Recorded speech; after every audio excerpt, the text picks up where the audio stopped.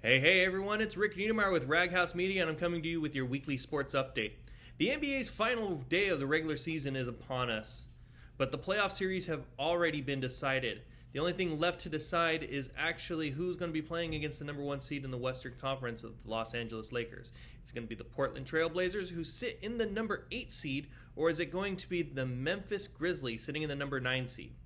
This weekend, Saturday and Sunday, the Memphis Grizzlies and the Portland Trail Blazers are going to be playing a play-in series, with the number 8 seed Portland only having to win one game to secure that final spot. Now, if Memphis beats the Blazers twice, which is I think is highly unlikely, the Memphis Grizzlies will slide into that number 8 spot, and Portland will be knocked out. Now, I think it will be highly unlikely because of the fact of Damian Lillard leading the Portland Trail Blazers, and he has been on fire in the last couple games. He is actually one of 2 players in NBA history to record multi-60-point games in a season with Wilt Chamberlain. That's a pretty nice person to be mentioned in the same category with. Damian Lillard is averaging almost 42 minutes a game in the bubble. He's averaging 38 points, 9 assists. He's only missed 9 free throws out of his 80 attempts, shooting 89% from the foul line, and he's shooting 49.7% from the field. He's also shooting 43.5% from three-point land. He is leading the Portland Trail Blazers on this run.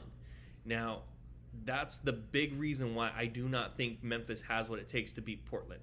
Portland also has Carmelo Anthony and other veterans who have proven to be able to play in big games and in the playoffs. One thing we are going to miss in the NBA playoffs this year are the San Antonio Spurs. I know, sad face.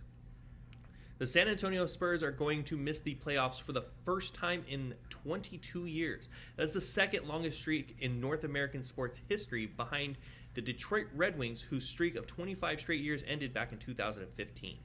Now, one thing we're going to miss with the Spurs not being in the playoffs is those memorable Greg Popovich interviews on the sideline. How excited he is when he does those interviews, and how much information he is willing to give when it comes to interviews.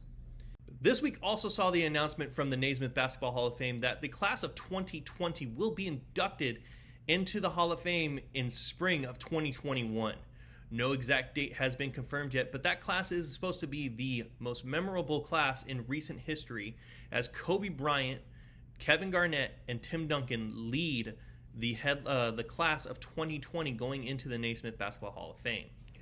Don't forget to check us out on YouTube and Instagram at Raghouse Media. This has been Rick Niedermeyer with your weekly sports update.